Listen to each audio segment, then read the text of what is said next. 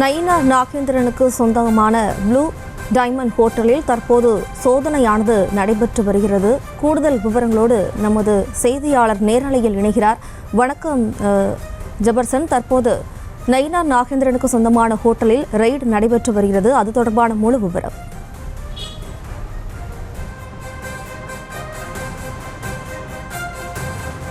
இன்று காலை தாம்பரத்தில் ரயிலில் பணம் எடுத்துச் செல்லப்படுவதாக வந்த சோதனையின் அடிப்படையில் 3 பேர் சிக்கியிருக்கிறார்கள். அவர்களை தொடர்ந்து விசாரணை மேற்கொண்டதில் அவர்கள் சென்னை புரசைவாக்கத்தில் செயல்பட்டு வரக்கூடிய ப்ளூ டைமண்ட் ஹோட்டலுக்கு சொந்தமான நபர்கள், இங்கு பணி செய்யக்கூடிய நபர்கள் என்று வருமான வரித்துறை அந்த அங்கு விசாரணை மேற்கொண்ட அதிகாரிகளுக்கு தகவல் கிடைத்தது. அதன் அடிப்படையில் அவர்களிடமிருந்து 4 கோடி ரூபாயை பறிமுதல் செய்ததோடு தொடர்ந்து அவர்களை கிடுக்கிப்பிடி விசாரணை வளையத்திற்குள் கொண்டு வந்திருக்கிறார்கள்.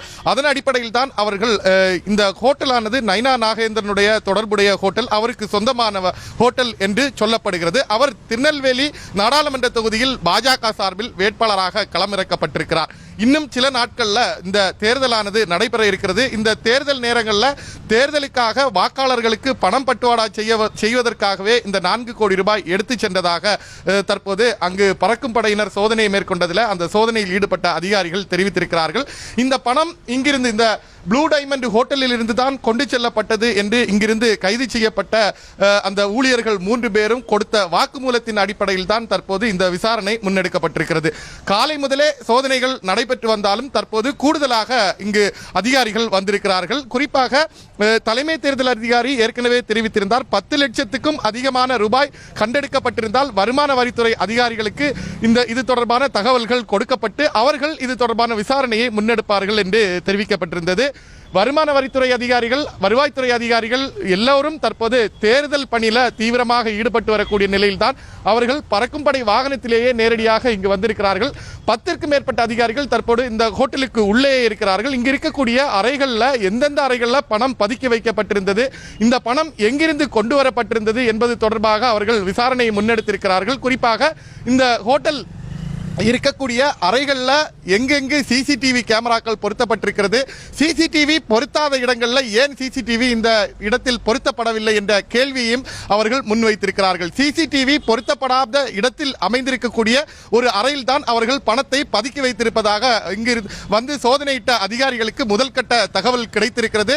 அதன் அடிப்படையில் தான் தற்போது வங்கி கணக்குகளையும் இந்த ஹோட்டல் தொடர்பாக வங்கி கணக்குகளையும் அவர்கள் சேகரிக்க முடிவு செய்திருக்கிறார்கள். இந்த ஹோட்டலில் தேர்தல் தேதி அறிவிக்கப்பட்ட நாளுக்கு அடுத்த தினத்திலிருந்து யார் யாரெல்லாம் வந்து சென்றார்கள், அவர்களுக்கும் இந்த ஹோட்டலுக்கும் தொடர்பு என்ன என்பது தொடர்பாகவும் விசாரணையை முன்னெடுத்திருக்கிறார்கள்.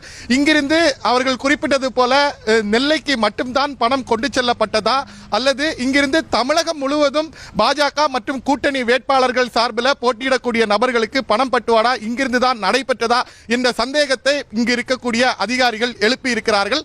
அதன் அடிப்படையில் தான் இந்த சோதனையும் முன்னெடுக்கப்பட்டிருக்கிறது. இங்கு இருக்கக்கூடிய நபர்களிடம் விசாரணையும் அது தொடர்பாக தான் நடக்கிறது. சிசிடிவி காட்சிகளை இங்கிருந்து மொத்தமாக பதிவிறக்கம் செய்து அலுவலகத்திற்கு நேரடியாக கொண்டு சென்று அவர்கள் விசாரணை மேற்கொள்வதற்கான பணிகளில் முடுக்கிவிட்டிருக்கிறார்கள். ஒருவேளை மீதம் இருக்கக்கூடிய அறைகளிலையும் பணம் கோடிக்கணக்கில் பதுக்கி வைத்திருக்கிறார்களா என்ற சோதனை தான் தற்போது நடைபெறுகிறது. அதிகாலை முதல் நடக்கக்கூடிய இந்த சோதனை இன்னும் முடிந்த பாடில்லை. இன்னமும் 10க்கும் மேற்பட்ட அதிகாரிகள் இங்கு வந்து இந்த சோதனையை தீவிரப்படுத்தி முடுக்கிவிட்டிருக்கிறார்கள். சோதனையின் முடிவில் தான் எங்கு ஹோட்டலில் வேறு ஏதேனும் பணம் சிக்கி இருக்கிறதா அல்லது வேறு யார் நபருக்கு தொடர்பு இருக்கிறதா என்பதெல்லாம் குறித்த தகவல் நமக்கு கிடைக்கும். இருப்பினும் தேர்தல் நேரத்தில் ஒரு வேட்பாளருக்கு சொந்தமான தொடர்புடைய ஒரு ஹோட்டலில் இருந்து அந்த ஊழியரிடமிருந்து பணம் பறிமுதல் செய்யப்பட்ட சம்பவம் மிகப்பெரிய பரபரப்பை ஏற்படுத்தி இருக்கிறது. ஜெய்ஸ்ரீ, விவரங்களுக்கு நன்றி ஜபர்சன். செய்திகளை உடனுக்குடனும் துல்லியமாகவும் தெரிந்து கொள்ள சப்ஸ்கிரைப் பண்ணுங்க.